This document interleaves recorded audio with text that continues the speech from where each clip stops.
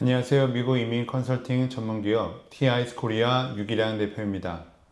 지난 1탄 영상은 미국에서 유학 중인 자녀의 영주권을 고민하고 계신 분들께 정말 중요하고 핵심적인 내용을 전달해 드렸습니다. 지난 영상에서 제가 이렇게 말씀드렸죠.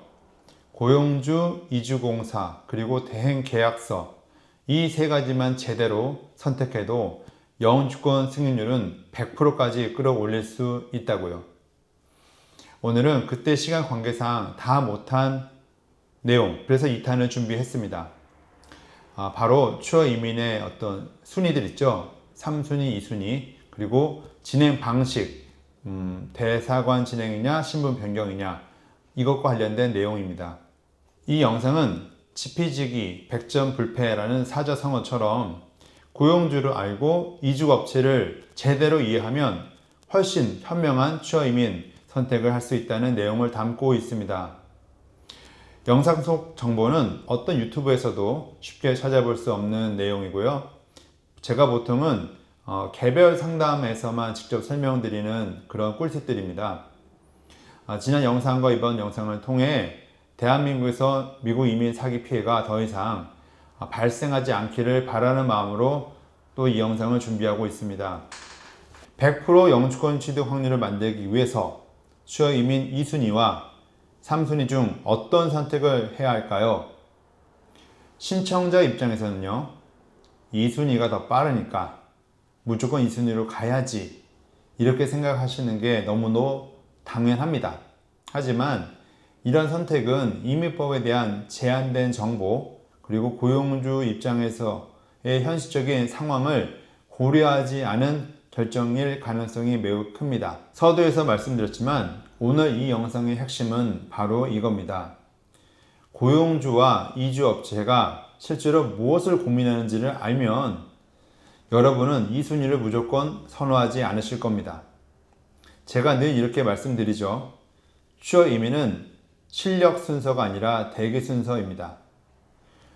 높은 순위로 영주권을 받는다고 해서 그 사람이 더 뛰어난 것도 아니고 더 우수한 인재라는 것을 의미하는 것도 아닙니다. 한국 분들이 가장 많이 선택하는 취업 이민 카테고리는 이 세 가지입니다. EB2, 2순위, EB3, 숙련직, 전문직, 그리고 비숙련직. 문제는 뭐냐면요.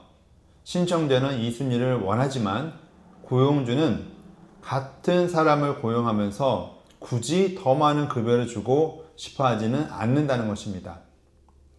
2순위는 3순위보다 연봉이 더 높게 책정이 되고 고용주는 그만큼 더 많은 급여를 지급해야 하며 세금 부담도 늘어납니다. 즉 고용주 입장에서는 3순위 숙련직보다 2순위가 훨씬 부담스러운 구조인 거죠. 예를 하나 들어보겠습니다. A씨는 경영학 학사 학위를 가지고 있고 대기업에서 15년 근무한 경력이 있습니다. 취업 이민 2순위 자격은 충분합니다. 그런데 고용주는 2순위로 진행하는 걸 원치 않습니다. 이유는 지금까지 설명드린 그대로입니다. 실제 사례를 보면 같은 사람을 기준으로 2순위 PWD는 적정임금 연봉이 약 한 10만 불이 나왔었고요. 3순위 숙련직을 했을 때 연봉이 한 7만 5천 불 정도 나왔습니다. 2만 5천 불 정도의 차이가 있죠.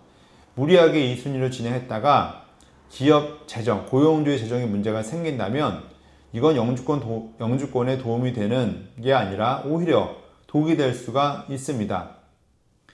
재정적인 문제만 있는 것도 아닙니다.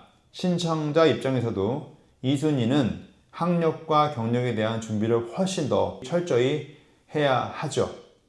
이민국 역시 정말 2순위 자격이 되는지를 더 엄격하게 검증하려 할 것입니다. 그래서 이런 부담을 줄이기 위해서라도 신청자 스스로 3순위를 선택한 경우가 많아지고 있습니다. 그럼 반대로 한번 생각해 볼까요? 만약 A씨를 3순위 비숙련 또는 숙련직으로 진행한다면 고용주 입장에서는 능력 있는 인재를 상대적으로 합리적인 비용으로 고용할 수 있게 됩니다.